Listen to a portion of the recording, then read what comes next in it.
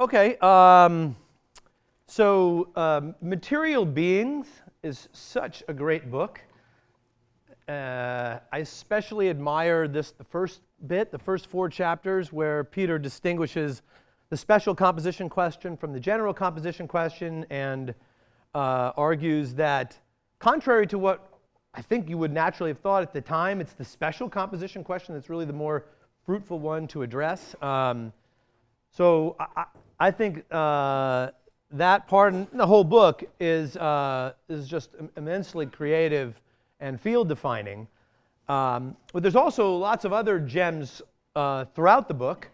For example, the argument against the Constitution is not identity view in a footnote, that if that were true, you wouldn't know you were a person as opposed to a body or a mass of matter.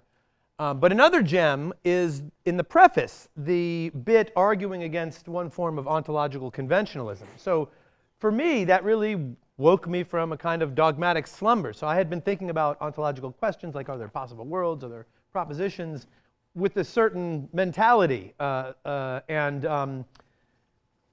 Peter showed by taking on one particular kind of ontological conventionalist and arguing devastatingly that it's wrong, showed that there are some presuppositions behind the usual conduct of ontology. And he went on in the paper Meta-Ontology to uncover more presuppositions and show that there are substantive presuppositions and defend them.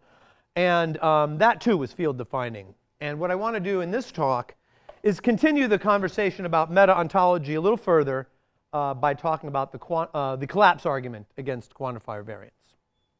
Okay? So Peter's special composition question is the question: take any collection of simples, or any simple-z's, to speak plurally. Take any simple-z's. Which simple-z's which simple-z's compose something further? So David Lewis says all simple-z's. Peter said the living ones, or the living onesies. And Eli Hirsch is reading these journals and is like, what on earth are you people doing? So more exactly, what Hirsch said was, quantifier variance is true. There's different things you could mean by the crucial language used to state these ontological questions, the language of quantification. You can mean different things by quantifiers. There's one language in which quantifiers have one meaning, called that universalese, in which all of David Lewis's claims come out true. There's another language, call it organices, in which all of Peter's claims come out true. This is a language in which the quantifiers mean something different from what they meant in universalese. There's languages corresponding to all these positions, so cut it out. There's nothing more to be fighting about.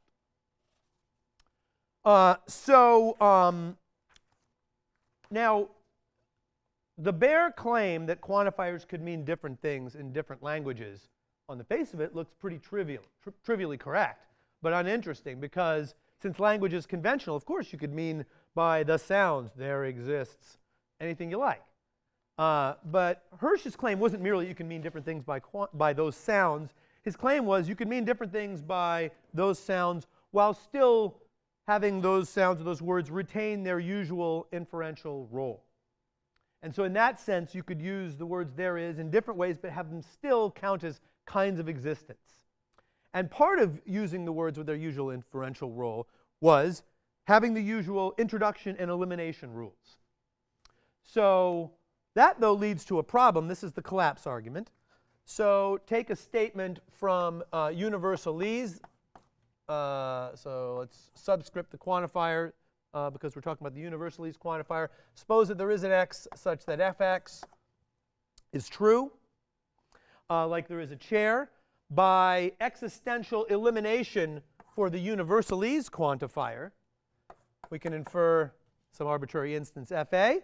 But then by existential introduction for the organices quantifier, we can infer that there exists an f in the organices sentence. And that's no good, because now we've said if there is a chair is true, for example, in universalese, there is a chair would have to be true in organices as well. But Hirsch's idea is it's not, because the sentences in organices that are true are supposed to be the kinds of sentences that Peter accepts. By chair, I mean non-living chair throughout. So you could, I mean, that's always a little bit of a complication here. And not simple chair, sorry. Yeah, the real students of Peter's know both of those things. Remember them always, because you probably got your hands wrapped if you messed that one up. And you could go the other direction by using existential elimination for the organocies quantifier and then introduction for the universalese one. So the organocies and universalese quantifiers are provably equivalent. You could repeat the argument for any two quantifiers. So this is the collapse argument that says if each of the quantifiers in each of the languages obey the usual introduction and elimination rules, there aren't different languages after all. The quantifiers mean the same thing. So that's the usual argument. It has lots and lots of problems. The state of the art on this topic is Key and Doerr's 2014 paper, Quantifier Variance and the Collapse Theorems, or something like that. This is a masterful but very difficult paper. In a way, really the best thing of this talk is maybe getting you halfway to understanding that paper. I recommend everybody work through that paper if you're interested in the topic. I'll just give you a very informal look at some of the problems that come up with this usual presentation of the argument. One is it's stated, I mean, let's think about the language we're using to state the argument. It's not stated in universalese, it's not stated in organocies, it's not stated in English. It's in some sort of mashup of the two languages. Is that legitimate? How do conclusions we draw about the mashup language bear on the original two languages? Can we always construct a mashup language for an arbitrary pair of Hersheian languages? And also, there's a sense in which this argument is biased in a certain way toward the larger of the two languages, universalese, because it's got proper names of particular entities, it looks like, that from the perspective of organocies are empty names.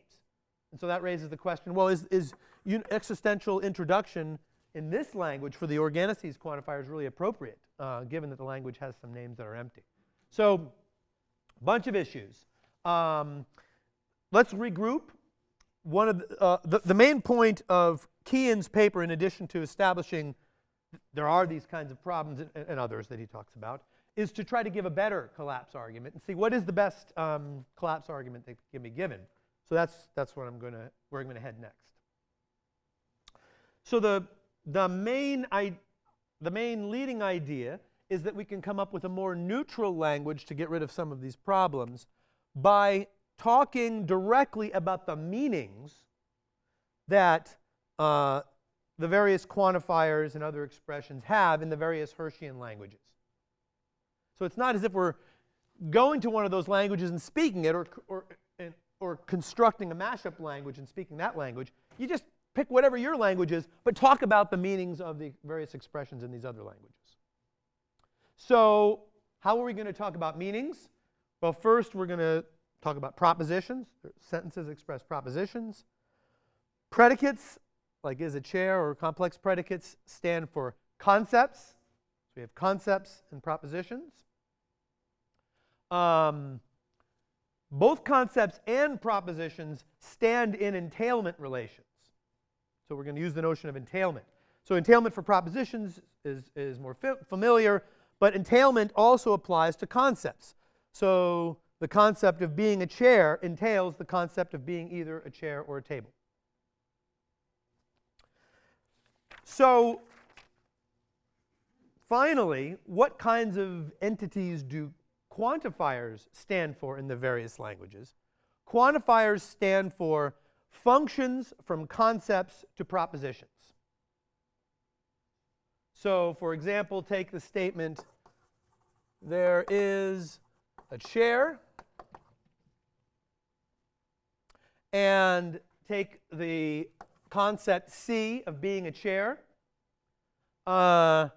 In universalese, the there is expresses a certain function from concepts to propositions. U of C is the result of applying that function to that concept. So the proposition U is applied to C, the value of the function U for the argument C, is the proposition expressed by this sentence in universalese.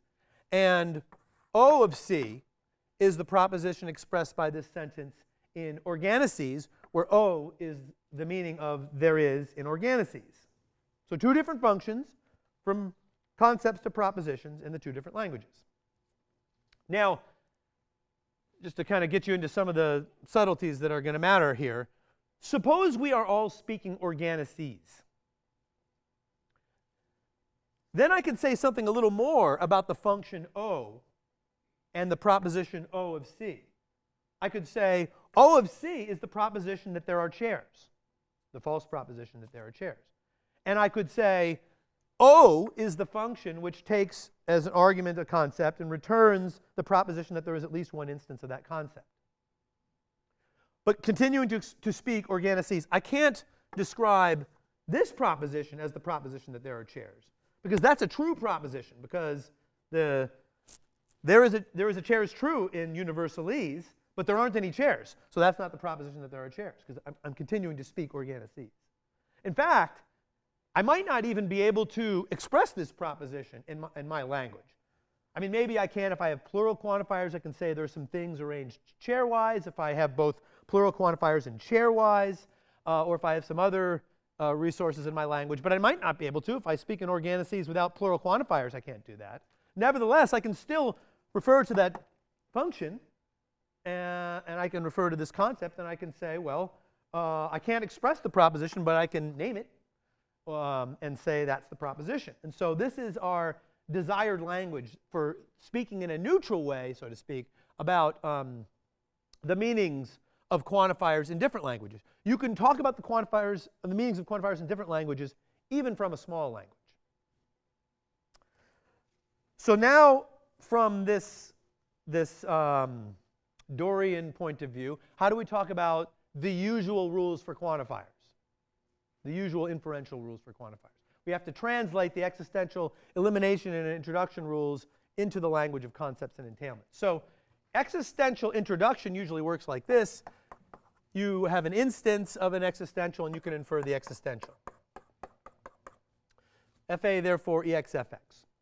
You can infer an existential from any instance. The analogous property that a quantifier meaning must have, if that quantifier meaning is to count as obeying existential introduction, is this. Q, and that's any function from concepts to propositions. Like it could be U, it could be O, or it could be the meaning, or it could be any function. Q, any such function, obeys existential intro, if and only if C entails Q of C for any concept. In fact, I'm going to use C for is a chair a lot, so let me write D here. For any concept D, that concept entails Q of D. So for example, the concept, let me speak organocies again. The concept of being a chair entails the proposition that there are chairs. Or really, I should say, since we should have concepts entailing concepts and propositions entailing propositions, I really should be saying the concept being a chair entails the concept of being such that there is a chair. So I'm going to take that as read from now on. Okay?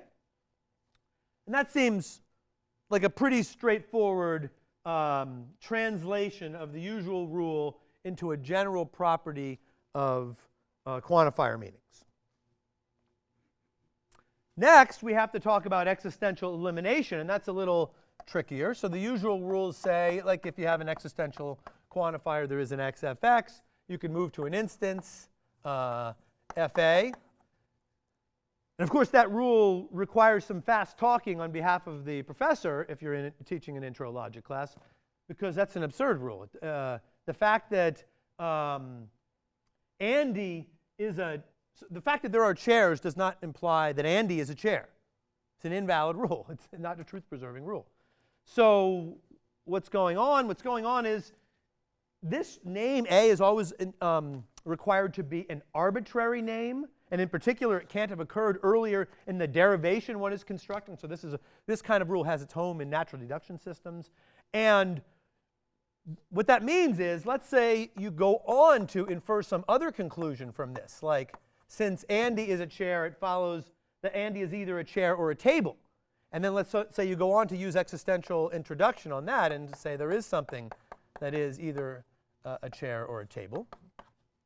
That is, you move from the original existential sentence to some final conclusion. So here's the important thing.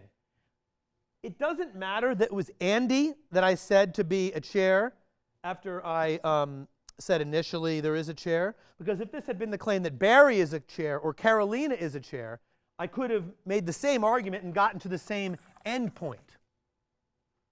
If I had relied on any special information about A to reach some end point, I would have violated the rules of the system, and this name wouldn't have truly been arbitrary. So here's the way of talking yourself into the usual rule. Provided the name is arbitrary, provided you inferred an arbitrary instance, the conclusion you got to at the end really does follow from the existential you began with at the beginning, and so the detour through that particular individual was inessential.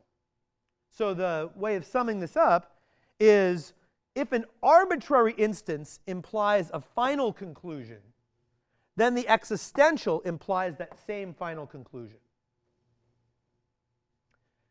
That we can translate into Kian's language. This way, to say that a quantifier meaning or any function from concepts to propositions obeys existential elimination is to say that if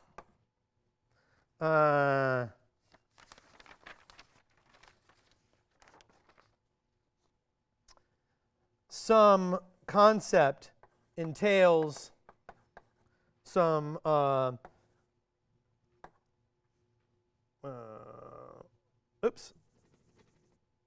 if a concept entails a proposition, then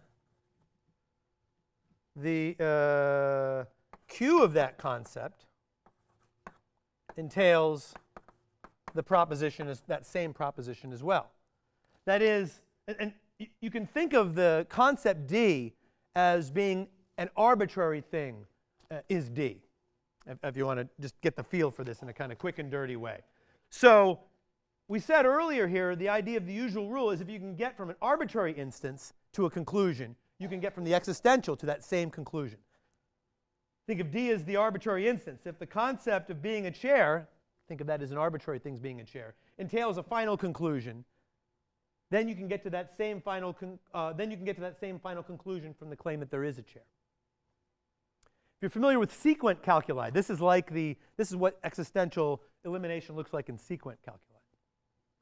Okay, so these are the two. This is how we translate the talk of the usual introduction and elimination rules into this framework.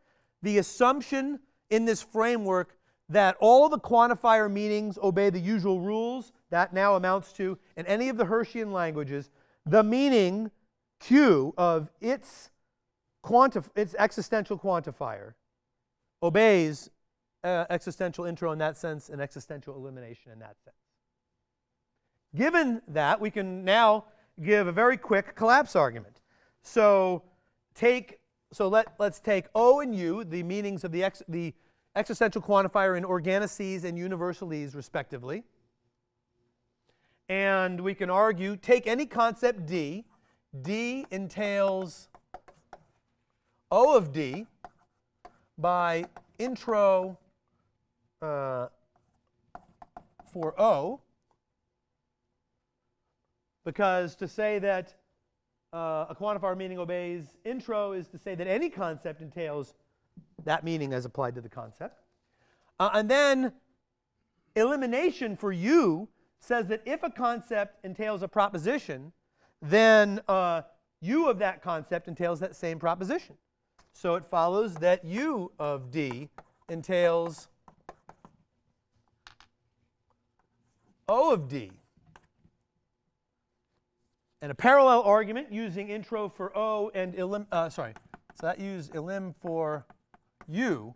A parallel argument using intro for U and elim for O shows that U of D entails shows that O of D entails U of D, and more generally, for any two quantifier meanings Q1 and Q2, For any concept, they will they result in mutually entailing propositions because of this kind of argument.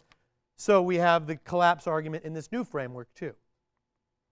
And a bunch of the problems that come up for the old collapse arguments don't arise here. This is a big advance. And to see all those details, you got to read Kean. Okay, so that's the new collapse argument. And what I want to do is, the main thing I want to do is, well, really the main thing I want to do is tell you that. But another thing I want to do is show how a quantifier variantist of a certain kind can still reply. I'm not saying I believe quantifier variance, but I think that quantifier variantists can still respond to this argument. I mean, not that Kean denies that. He's trying to advance the debate by showing what kinds of considerations bear on the issue. So, first point. For the old collapse argument, I used to like the following line of response. Take the different Hirschian arguments in which the quantifiers mean different things. I used to think the proper names and the predicates also mean different things in all these languages. And indeed, if you're speaking one of the languages and you're talking about properties, you don't mean the same thing by the general notion of a property as what you mean by the general notion of a property in another language. Because my thinking was the notions of property is too tightly connected to the notion of quantification. A property is a cut in a domain, so to speak. And so if you change what you mean by an entity, you change what you mean by a property. And in this framework, that would allow you to deny a presupposition of this argument, which is that what you call a concept from the language in which you're giving this argument might be something that one of these functions is not well defined on. So that would suggest that each language has its own proprietary set of concepts, and the quantifiers from different languages are not well defined on the concepts from another. Kean convinced me that this was a bit of an overreaction. There is something nice about the idea that instead of the quantifier meanings all being immanent instead of the concepts being immanent in the sense of being proprietary to each language, that is, instead of regarding the term concept as varying from language to language, just as the term there is varies from language to language, one could instead have a transcendent or objective or language common notion of concept. And that's nice because it lets the quantifier variantist intuitively describe the world from a more objective point of view and say we have this backbone of facts that we describe similarly from all the languages. There are these concepts. There's this network of concepts. And yes, we have to describe the world in terms of objects differently from different languages, but we have more of a common core of language to describe the different objects. I think another nice thing about it is quantifier variantists like Hirsch want to be able to be realists about natural kinds and say that there's an objective notion of natural kind. And that would we could do that also with a transcendent notion of concept, because we would have one notion of concept, and we could say this notion of concept, like being a pig or whatever, is a natural kind, and in every language we can make that same assertion. So I will assume with Kean, at least for this kind of quantifier variance, that the notion of concept is common throughout all the languages. Concepts are transcendent. I also think, and throughout a lot of this I'm going over the same ground as Kean goes over, I also think there's strong reason, at least if the collapse argument is going to work, the notion of entailment had better also be transcendent. It had better be that we mean the same thing by concept 1 entails concept 2 in every language. Because if we didn't, there would be this concern. Well, all that would seem clear about quantifiers obey the usual rules is that in each language one could say truly, my quantifiers obey what I call existential introduction and existential elimination. But it wouldn't follow from that the property expressed by obeys existential introduction and existential elimination, which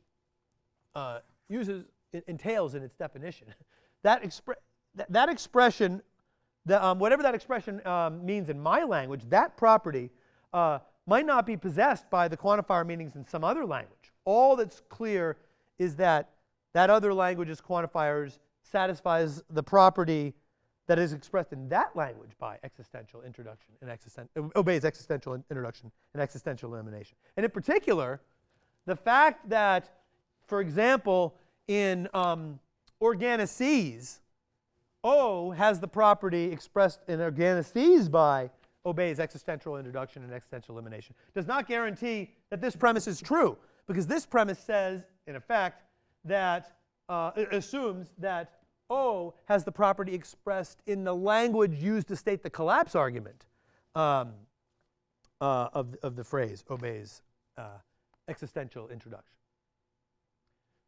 So how could this play out in practice? Well, let's suppose a quantificational meaning for entails. So let's suppose that D entails D prime means necessarily for all x D of x then D prime of x. Any instance of D must be an instance of D prime. Let's suppose that's what we mean by entails. That is going to be an imminent notion of entailment, because since the quantifier, what I mean by saying that's what we mean by entails is, let's suppose each language defines entails using that definition.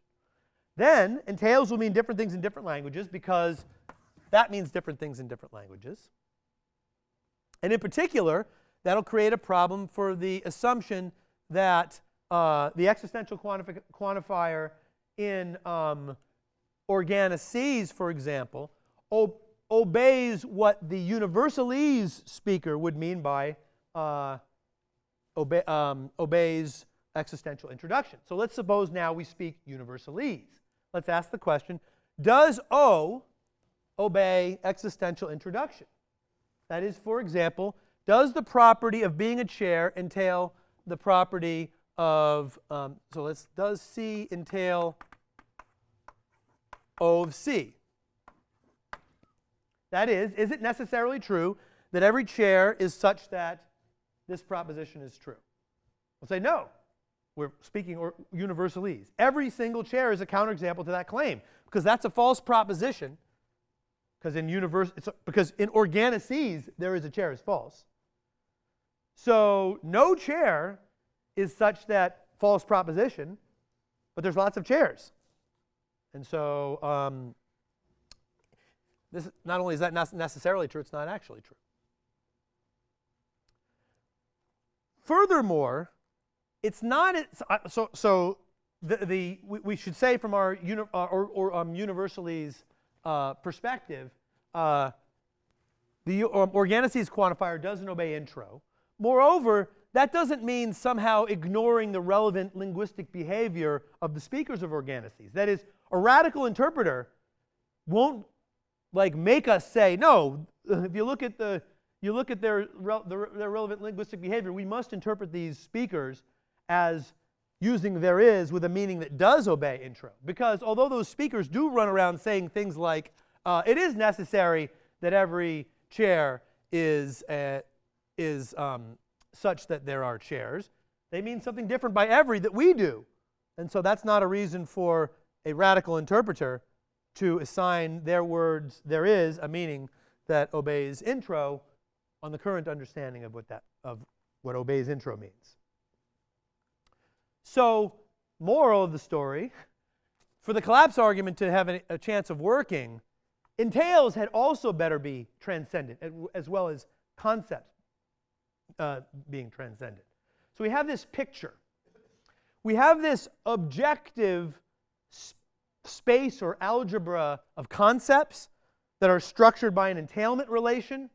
And this kind of gives an objective backbone that all the languages describe in the same way. And the collapse argument is stated in terms of these objective notions. Okay? So to work up, how long have I been going, Dean?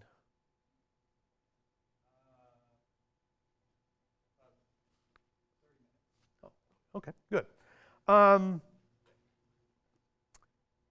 you tell me at 50? Well, wait, how long am I supposed to talk? 50 or an hour? I think I could. I will keep it below an hour. I just want to.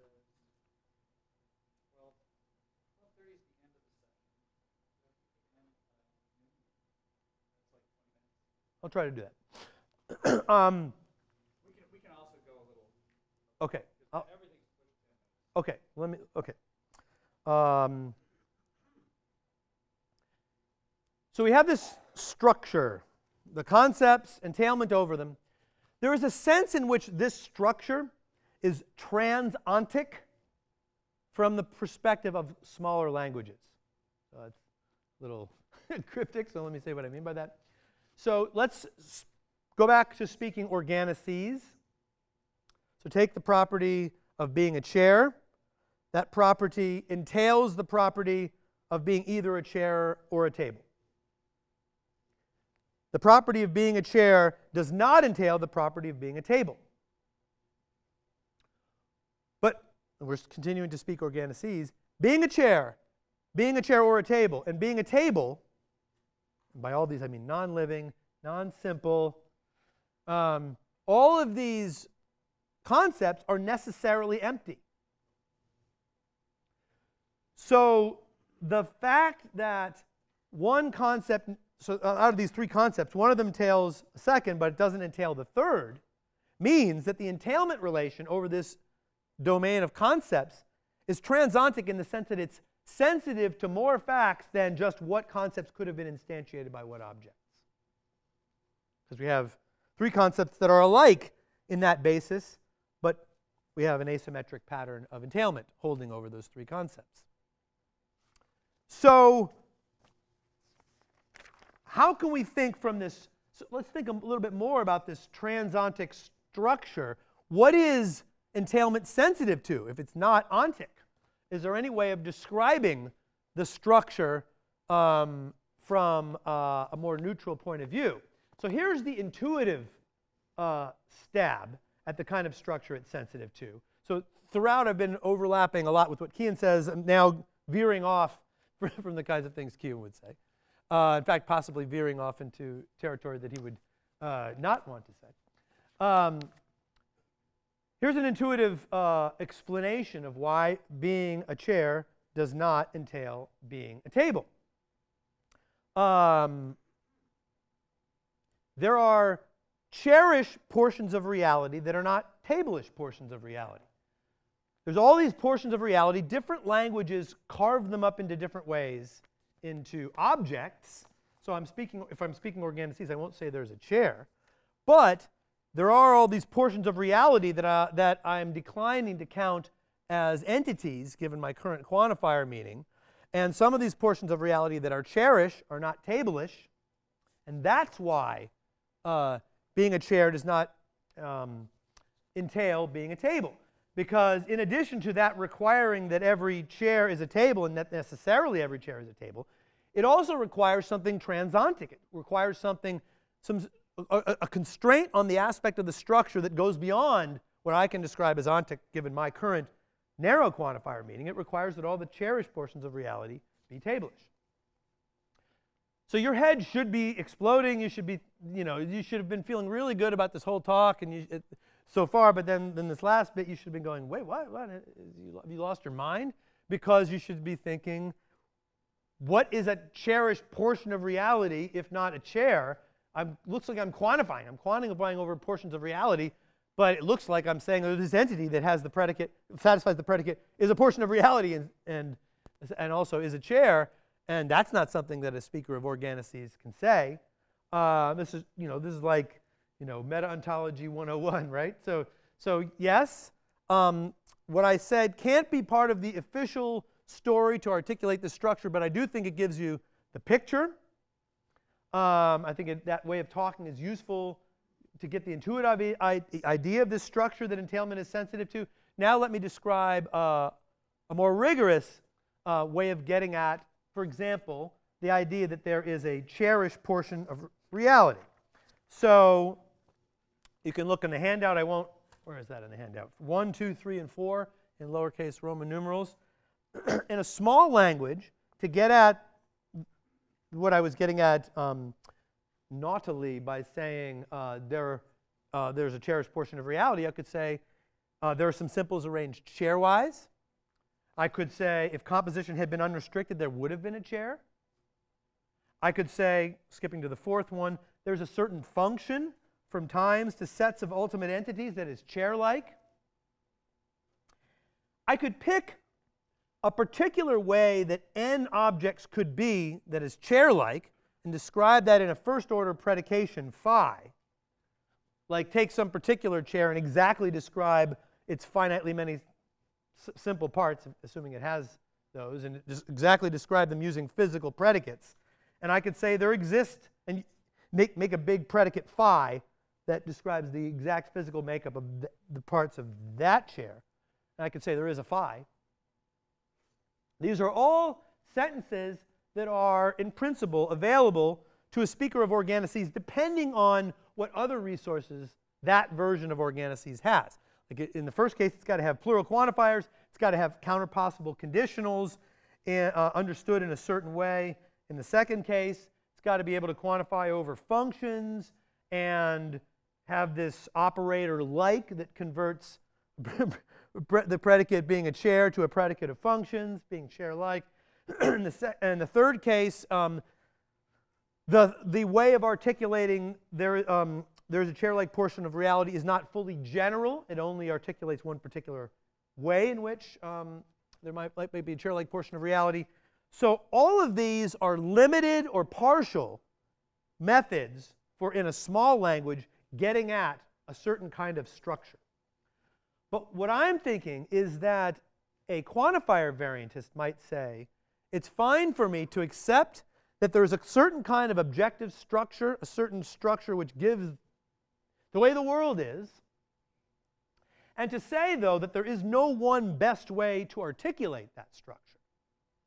To deny the need for there to be a single canonical way to articulate a certain kind of structure. This is supposed to be a little spooky here, okay? Deny the need to articulate a certain structure in canonical terms, but still say that is the way the world objectively is.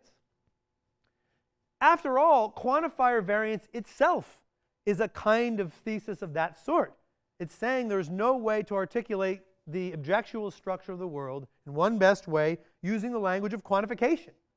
You can do it in different ways. You're getting at the same facts, and all these. Hirsch sometimes talk about the common facts are what gives or what gives the way the structure of the way the world is. But there's no unique way to describe those facts in the language of quantifiers. But it's not like he takes the notion of fact as load-bearing and says, well, really, like in the way that Jason Turner does in his book on facts. He doesn't really think they're facts. I take that talk as gesturing at this idea, this denial of the need to canonically articulate objective structure. So, given any of these four different ways of articulating imperfectly the kind of structure I was gesturing at when I said there are cherished portions of reality, given any one of those ways, one could articulate a constraint on entailment and use that constraint to argue that O, the organocies quantifier, does not obey intro. And so in particular, that the concept C of being a chair does not entail O of C.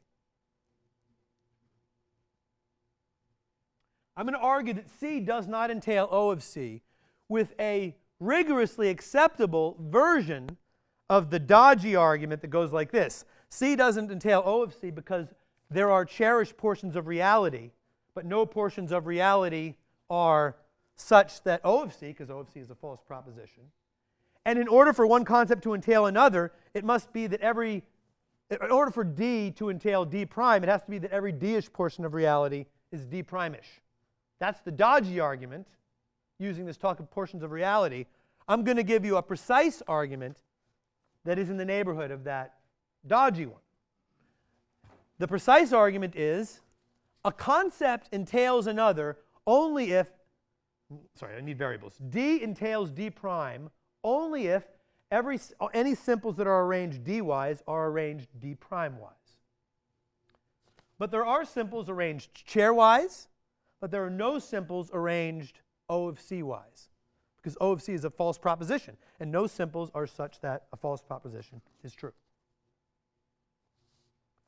So I took a constraint on entailment stated in the dodgy language. D entails D prime only if any D-ish portion of reality is D prime-ish.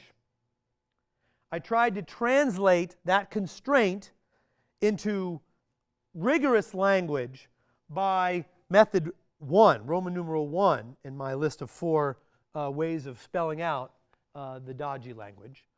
And then I used that constraint on entailment to argue that C does not entail O of C. I think I can do something similar for the other 3 ways of making precise the dodgy language. So the bottom line is that I think that one can take the dodgy argument, make it rigorous, and argue from a quantifier variantist perspective that there are constraints on entailment in virtue of which C does not entail O of C, and so therefore the meaning of the organoC's existential quantifier doesn't obey intro, and so that blocks the argument.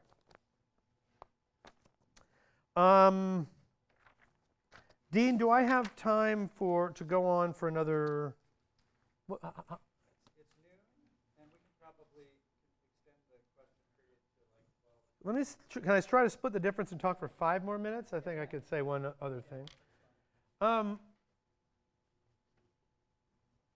So I have been talking. So here's been my picture. This is a quantifier variantist based on the picture that there's a world, an objective world of portions of reality, and different quantifiers divide those portions into objects in different ways. Minus the reveling in the unrigorous language, there's a sense in which that's Hirsch's picture, I think, although that's somewhat contentious.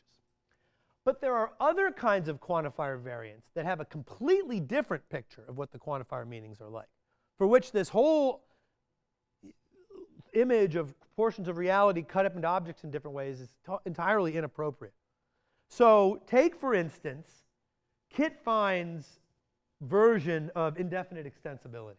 So Fine wants to react to Russell's paradox and the Borelli-Forti paradox and other set theoretic paradoxes in a very different way from the way one usually does in set theory. Fine wants to say unrestricted comprehension for sets is true.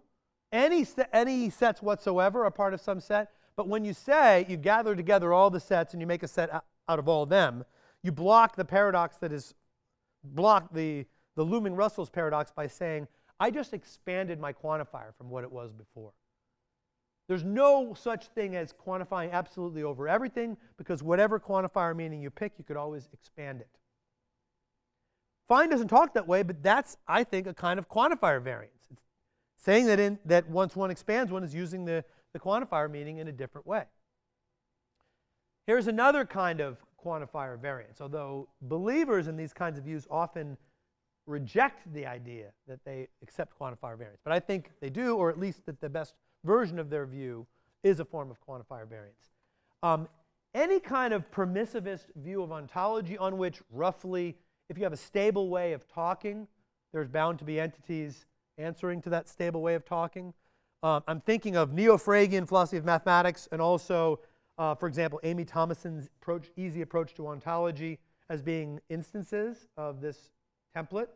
So Neo-Phragians say we could introduce an abstraction principle. The number of f's equals the number of g's if and only if f and g's are equinumerous. So there are such things as numbers. We'd say, well, we can say a marriage comes into existence when 2 people get married. So there are such things as marriages. No big deal.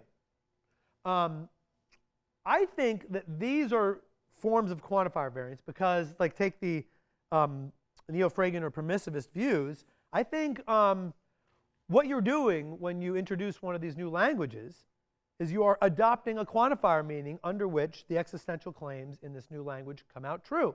And if you adopt different conventions for what to talk about, then you will be selecting a different quantifier meaning. So it isn't as if you're creating just by language entities like numbers and directions and sakes and ways to win chess matches and magisterial demeanors and so forth. It's rather, there's a whole bunch of available quantifier meanings, and you're just selecting one that makes the kinds of claims that you take to be obvious in your linguistic practice come out true. But intuitively, this isn't these different quantifier meanings aren't ways of carving up portions of reality to objects in different kinds of ways, because entities like numbers or directions or magisterial demeanors or ways to win chess matches are not spatially located enough to identify them with particular portions of reality. Here's an argument that Neo-Phrygians in particular should not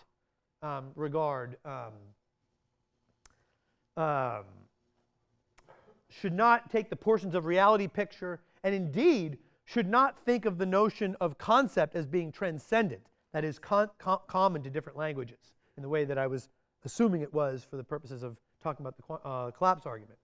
So suppose you take a Neo-Phrygian language based on Hume's principle, the abstraction principle for numbers. The number of f's equals the number of g's if and only if f and g are equinumerous. Suppose you take a second Neo-Phrygian language in which you say the direction of line 1 equals the direction of line 2 if and only if the lines are parallel.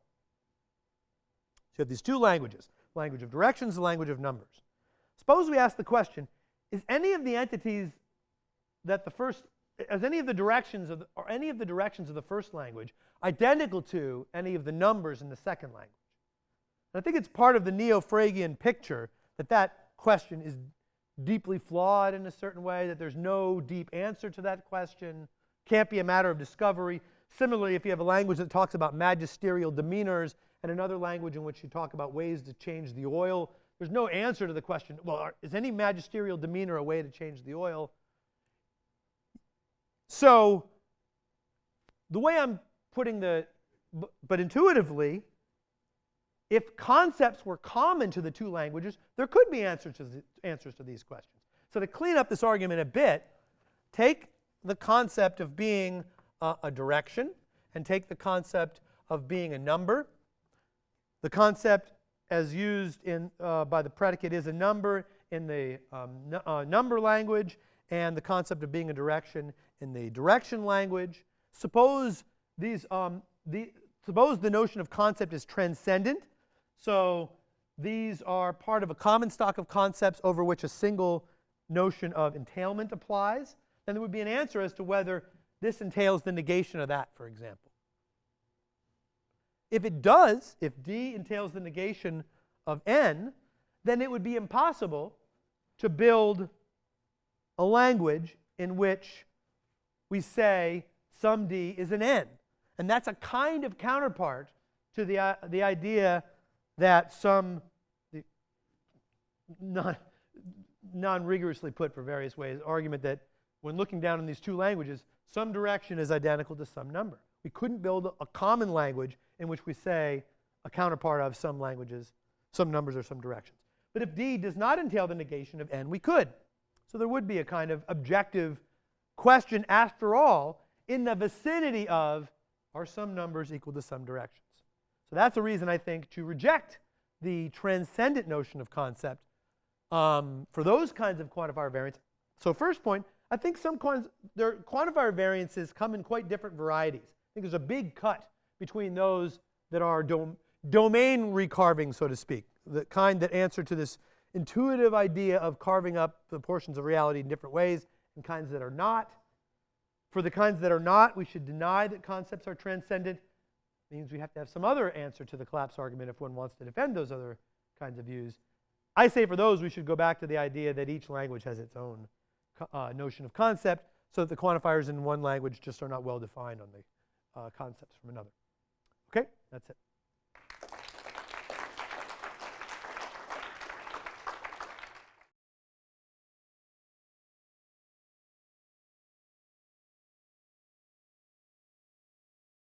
Thank you, Ted.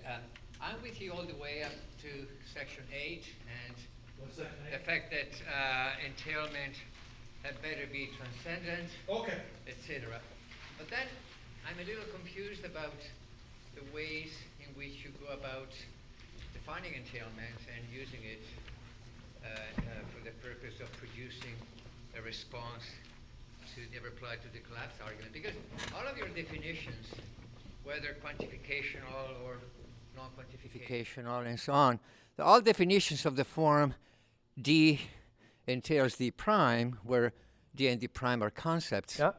But then you need to work with entailments of the form D entails P, Yeah. where P is a proposition. Yeah. In particular, you want to eventually say that C doesn't entail the proposition that OC. So how does entailment work when it comes to the mixed case, Yes. concept versus proposition? Yes. And then I have a related question, but it depends on your Okay, answer. so first of all, I was keeping a few things under the hood, so to speak. One of them was fudging the issue you just asked about. What does it mean to say a concept entails a proposition? I said, I mean, the concept entails the concept of being such that the proposition Yeah. is true. In Kean's paper, he introduces this operator, the expansion of a concept, which in the special case of a one-place concept is the concept of being, take a proposition. The expansion of a proposition is the concept of being such that the proposition is true. And in general, expansion adds a vacuous argument place. And so that's the way of talking in general about. What I said wasn't strictly right when I was talking about concepts. Yeah. But can I just say one other thing? I left out. I said if the collapse argument is going to work, you got to have a transcendent notion of entailment. So it shouldn't be defined in terms of quantification in this way. But I never said what it is. I meant to say you could take entailment to be primitive, and that would be not an unnatural approach. You've got this space of concepts and propositions, and it's like part of their algebra that they've got an entailment relation. Kean mentions a few other approaches. One is using the idea of concept identity. You could say C entails D if and only if the concept C is equal to the conjunction of C and D. Now we can talk more about that. So here's a follow-up. Understanding the entailment this way. So the concept of being such that the proposition is true, which is what I, in fact, I thought was the case. There's still a worry that the meta-language in which these expressions are formulated, being such that the proposition is true, or for that matter, going now back to your last illustration of the non-quantificational explanation in terms of conjunction, that when it comes to even the notion of a conjunctive concept, D and D prime, that these notions, conjunction, being such that the proposition is true, etc., carry a lot of, how can I say, quantificational language in disguise, and so they're not really fully transcended in the desired way. Don't you think there's a worry of this sort here? I think it's parallel to the.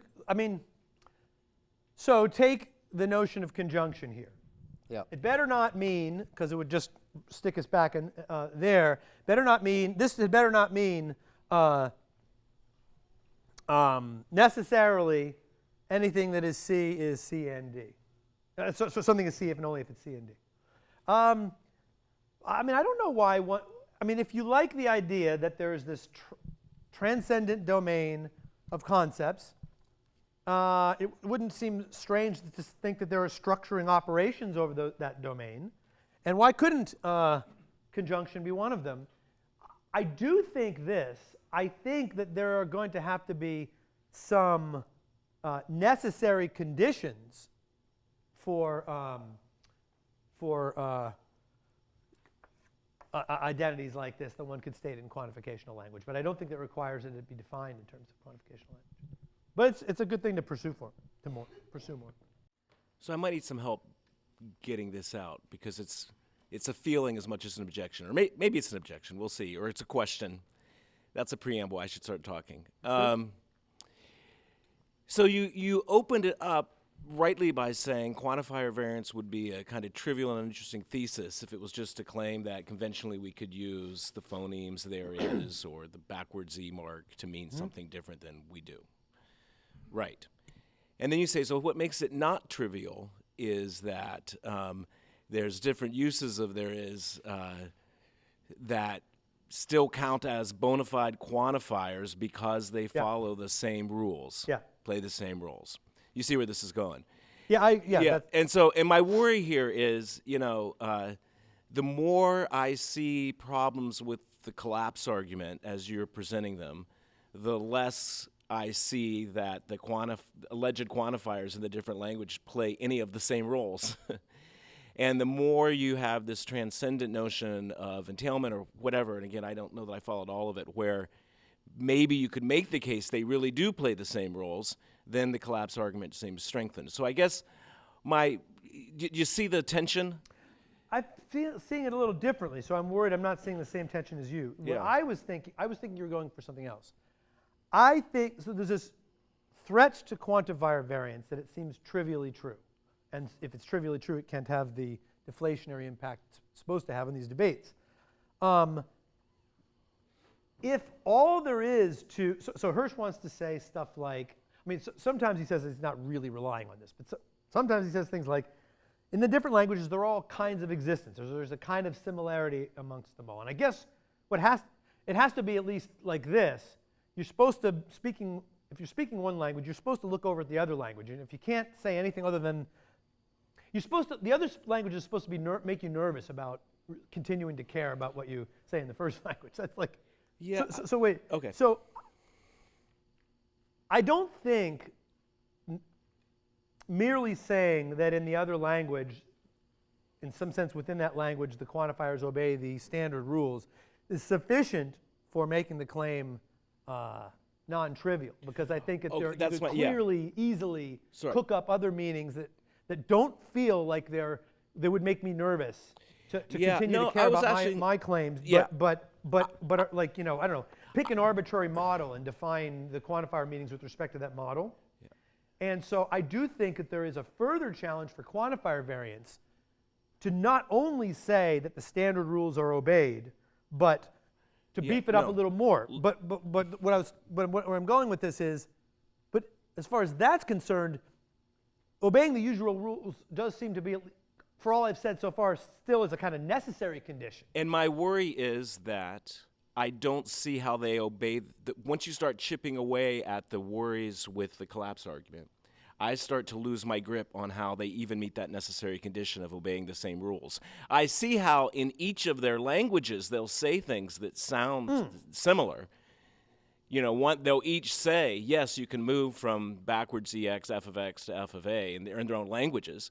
But, I feel like one of the morals of your talk is they're not obeying the same rule there. They're just using the same noises, but they're describing different rules.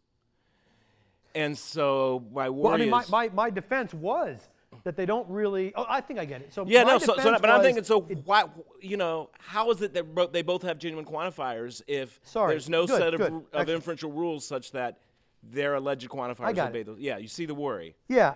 I think that there is a more limited kind of obeying existential introduction that the organocies quantifier still has. So if you look at this... So the thing is... So this is something that I was going to talk about but skipped because I didn't have time. I said that the organocies quantifier doesn't obey intro, but I don't think that a radical interpreter would look at their linguistic behavior and say that it's obvious that it does obey intro, because intuitively, I could sharpen this with any of the four methods, but intuitively, to obey intro, it's got to be that every D-ish portion of reality is such that O of D.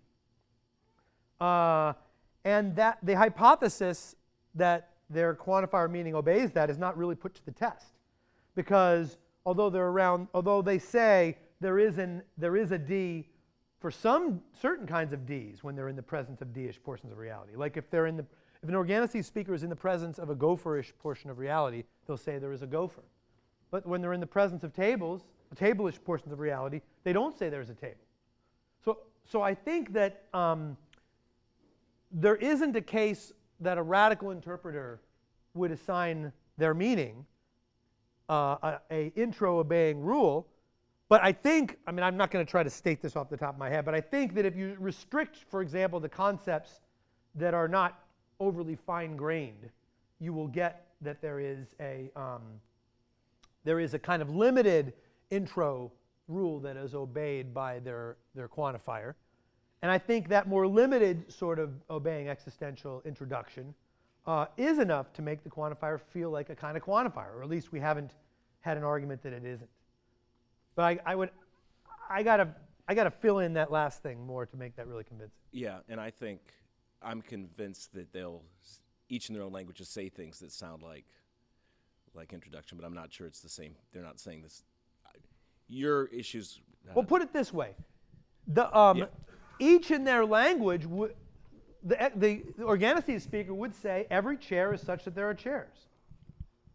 So that's something that is certainly. No, I know, but for the very reason the simple collapse argument fails, you can't say that these guys are saying the same things in their own languages exactly, or else the simple collapse argument. That's my worry: is the tension between your opposition to the simple collapse argument, but the endorsement of the claim that their quantifiers are genuine because they meet these necessary role fulfillment conditions. Okay. Okay, so I wanted to ask a clarificatory question, but I think it might intersect a lot with Merrick's. But so here's how I think about the argument. Premise 1, there's a transcendent realm of concepts. You can reject that or not. Premise 2, there's a transcendent realm of entailment. You can reject that or not. And then there's just a definition, not a premise, that what I mean by a quantifier is something that obeys the intro and exit rules. And then the debate is the non-quantifier variantist wants to say, given that definition, all the quantifiers collapse. The other person says, no, they're inequivalent ones that don't collapse. And so I don't understand the dialectic on section 10, where you say objection to the argument is that the organicist quantifier does not obey intro, because the whole point was the quantifier variantist needs to say that there exist two quantifiers, namely two concepts that obey intro, such that they're inequivalent. Good. And so rejecting that it obeys intro is just not. I think I get it. Not at all an objection. So. Just one small change to the argument. I would say that the premise is that it is a quantifier only if it obeys intro and elim, because I want to leave open the thing that the place I thought Trenton was going for. There might be some other stuff I want to say. Then the response to the argument I'm making is that premise is false. And it's going to be crucial to that there are further things about the language that make it still count as a kind of quantifier. The quantifier variance will be only defensible if we can still say it counts as a kind of a quantifier, despite it's not obeying intro. And I'd like to say something a little more general, but at the very least, speakers of that language, it's still obeying logically like a quantifier from that language's perspective if you state things quantificationally from that language's perspective. And it is not clear to me that that's not enough. So I think that you're right. I mean, Trenton thinks that it's clear that the quantifier variance is now maybe seeming trivial, if we can't say more than that. Let me say one other thing. I mean, it's not just the inferential behavior. It's like,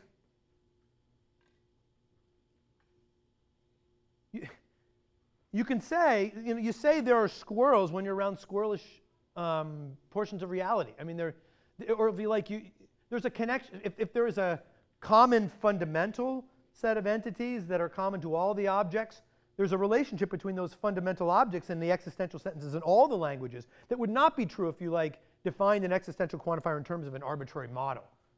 So it's reality anchored in a certain way that I think I could articulate a little better. Oh, yeah. So I just wanted to play around a little bit with the stuff you were talking about at the end, particularly this question of whether sort of indefinite extensibility is kind of like quantifier variance. And so what I was thinking about is, I mean, in first pass, it feels a lot like it, right? Because you wind up with different existential quantifiers, if you like. But what I was thinking about were two other things which make it feel a little less like. And one is the idea that if you're really just thinking about indefinite extensibility, it's only growth. right? You just get more stuff. And so that looks like it's buying into a Right, that's huge different. amount of transontic structure, as you were putting it, right? You know, in some way the world's set up so that the only thing that's open is adding more. Yeah, the transontic structure is modal in fine. Yeah, in right. some sense. And the other thing, I'm not sure if this is exactly fine, but some of us, when we think about indefinite extensibility, we think that this is something that's actually going to happen to you, right? That at some point somebody's going to hand you a proper class that you want to make a set or something, or maybe in Fine's way of thinking about it, you know, I'll change my postulational practice in some way. And that doesn't feel like the kind of language change that seemed to be presupposed when I thought about I'm forgetting the eases here. Yeah. I mean, you still got to. There's something common because there's the common rules that allow me to continue to postulate, but the quantifier meanings themselves seem to have changed. But it doesn't ever do anything. I don't ever do anything like reconsidering my prior existential claims. That's though. true. That so is that, the difference. That's where I was thinking this transontic structure seems stable. no, I get that. That's an interesting point. I want to think that definitely is a difference between the cases. I have two very brief questions on section 9 on page 3 of the handout. Okay. Firstly, might the committed speaker of organocies think that articulation 2 in that section is a counterpossible and hence trivially true and hence a poor candidate for being a precise articulation of the dodgy articulation? Yes. And my second question is, I don't quite understand the importance of times in articulation 4. Why do the functions have to be functions from times to sets of ultimate Good things? question. Well, they're both good questions. Answer the first question is yes, a little more fully. This is going to work only if you think that there are non-trivial counterpossible conditionals and they have to behave in a certain kind of way. And it actually gets a little bit dicey to state the constraint on entailment in terms of them. So it's a little more, it's a little more fraught that route than I was making out. For the last one, if you're talking about a Hirsch who only is trying to deflate the special composition question, there's no need to bring in time. But Hirsch is also a deflationist about arguments like whether there are temporal parts or not, or whether there are statues are distinct from lumps or not. And so really, it's not just taking various entities synchronically and how do we draw lines around the objects. It's rather taking different instantaneous facts at different times, T1, T2, and then saying, well, how do we trace over time the objects? So that's why I included the bit about times. Hi. First of all, thanks for the praise and thanks for engaging with the paper really closely. It's really, I'm really grateful for what you've done here. So I want to relate this to like your own earlier work on engaging with quantifier variance. So an idea from sort of early Cider, is, probably still Cider, but is there's this view we can have that there's a unique joint carving quantifier meaning, and that if we at least if we could debate that, but if that's true, that would kind of take away the sort of deflationary sting of, or the deflationary WTF-ish kind of force of Hirsch's position. Of course, Hirsch could say, in principle, you could imagine him saying, well, yeah, sure, even if there is this joint carving thing, I think, at least one of Van Inwagen and Lewis isn't using it, so they're still talking past each other. Right. But the idea there was, well, even if we haven't done so already, we can sort of sharpen up and fix the practice of metaphysics by all saying, well, Ted has taught us that there's a unique joint carving thing, and we don't want to have a boring sort of dialogue. So let's all fix on that, and then there'll be a whole bunch of great questions that we can now debate, including sort of successors questions of the ones that were previously debated by people who didn't make the special speech. I think of this as your view. Yeah. The previous. Both of our views. Yours. Okay, and it's still my view. So anyway, so it seems to me like this. The thing that you were imagining that the organicist is going to resist this argument, forgetting about the last section, just in that thing, by saying, well, my quantifier meaning isn't one Yeah. that has these two properties. Yeah. But there was nothing there about, there Right. was no argument there that there isn't a meaning that has the two properties. And then there's this argument, you know, the central argument is that if there is any, there's at most one. So it just seems like, you know, so long as we've got to that point, we can, you know, the deflationary thing goes away, because we can all say, well, even if we weren't already focusing on it, let's now preface our metaphysical debates by saying, let us focus on that unique quantifier meaning that has these two properties. And now it looks like we can continue to have sort of successors of the old debates, about which nobody should be feeling deflated. So it seems like once you've got to the point of there being this unique meaning, you've Right. given the game away as far as this deflation Right. thing is concerned. So wait, are you? Let me just.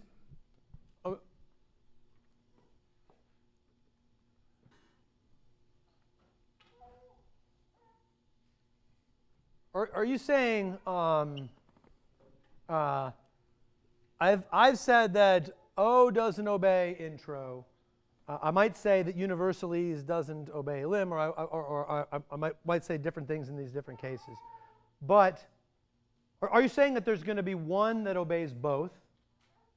And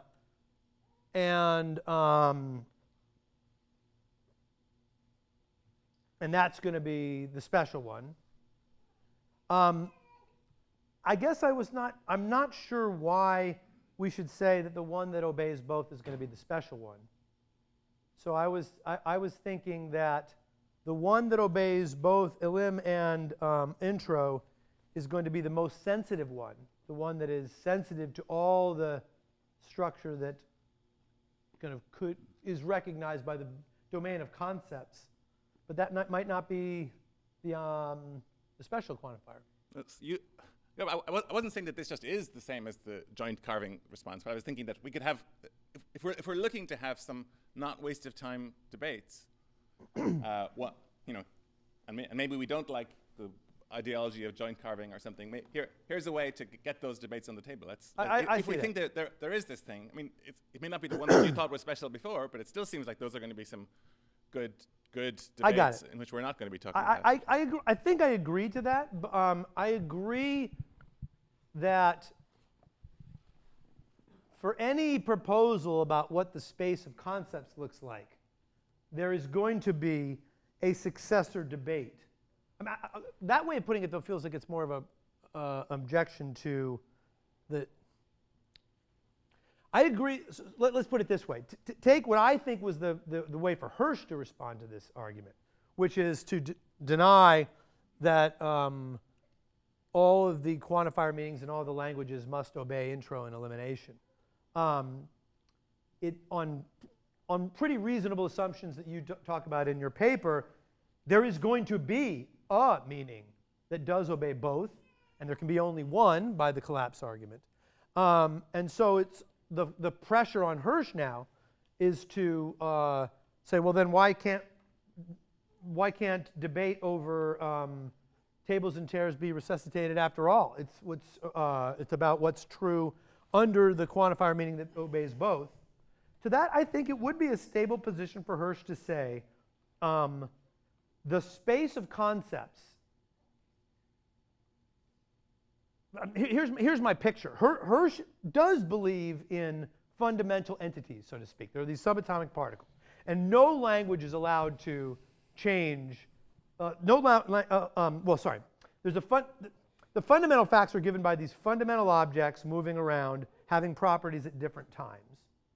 And there is a certain way of exploiting the structure of this domain of fundamental entities in a certain way. There would be other ways of exploiting the structure, like the directions way or the abstractionist way, but I'm not talking about that way. There's a certain well-defined class of languages that talk about entities using more or less of this structure, like a language which says that when a particle moves in his first f and his later g, it might say that there is something that is f and a different thing that is g later. It might say that a single thing is f is g. If an object is f here and there's another object that is g here, it might or might not say that there is an entity at the time that has a part that is f and is a part that's g. And take all the decisions one could make about the existence of entities both synchronically and diachronically that make use of the structure of this domain of fundamental objects. I think there's a well-defined class of languages one could define up that make sense of more or less of the structure. And given the corresponding way of understanding entailment, that I would have to say a bit more to describe, I think the unique language that obeys intro and elim is going to be the maximal language that asserts the existence of all the possible temporal parts and all their fusions. And I think it's not, I think Hirsch would say, fine, there is a kind of maximal language that is privileged in that sense. It says that all the entities that could be consistently said to exist on this kind of basis following these kinds of rules exist. But I don't think that, that to me does not, that to me is not a win for the traditional practice of ontology. That's a win for Hirsch. I think Hirsch can admit that there is a language that is distinguished in that sense, but I think he would say, you people thought that there was a further kind of distinction. I thought there was a further kind of distinction. The kind of distinction enjoyed by the privilege quantifier for me is not maximal sensitivity to that kind of structure. Okay. I would love to hear what you say to that, because that's to me the nub of where we're at, and then I think you don't like that, so I would like to hear, I would like to hear more. Apologies to Andrew and Evan. I'm going to let John have the last question, but it has to be brief. Okay, I'm sorry it took so long. Okay, I don't really know my way around this that well. Just a very brief thing. I'd like to understand what you think about a particular kind of response to the collapse argument, where I say predicates don't in general mean concepts, but I don't go sort of transontic or anything. What I exploit is the idea that, predicates that can live at different levels of the type hierarchy. And so say, if I'm a nihilist, I see someone saying the Titanic, and I say, that lives at the type E to T, and is a ship lives at the type E to T to T, and so the quantifiers of that language aren't of the type, and so I can characterize the meanings of that language, so to speak, using my own semantical resources, and I'll use the notion of entailment. Just to make sure I get it intuitively, where's this? I get structurally what you're trying to do, but I don't get it intuitively. Like the Titanic, I'm a nihilist to say, that as it were, the Titanic's a property of space-time points. That's how I'll interpret those people. What do you mean? Property of individual space-time points? Yeah, maybe. And it's so you're saying all the points around the Titanic are Titanic-ish. Yeah. And then there is a Titanic. The true statement, there is an entity. I could say that I could have a property of that property. Well, there is a ship. If that, that's a neat idea. I have not thought about that at all. I feel like you get the idea, and then I have entailment as like entailment, except that I lift entailment to the appropriate type, and then I have propositional identities. The proposition there, and I just go in for sort of coarse-grained propositional identities, which it seems very much in the spirit of Hirsch, and I certainly don't have now there are jointy concerns you might throw back at me, but I don't have to go transontic, and and it feels kind of in the spirit of Hirsch what I'm doing. Yeah. No, it's a great idea. I just need to think through what a collapse type argument would look like in that context. There's no need to go any further than E to T to T, right? Or wrong? Well, I'm thinking objects are normally E, and then ship is E to T, and then quantifiers are. Yeah. So if an object is E to T, then ship will be shunted up a level, and then the quantifier. Yeah, no, the quantifier is one more, but I mean, you don't have to go higher than that. One more, and then I don't know. You might use higher ones for other things, but just in the toy thing. You get the idea. Yes, that's neat. Well, let's thank Ted. Thanks.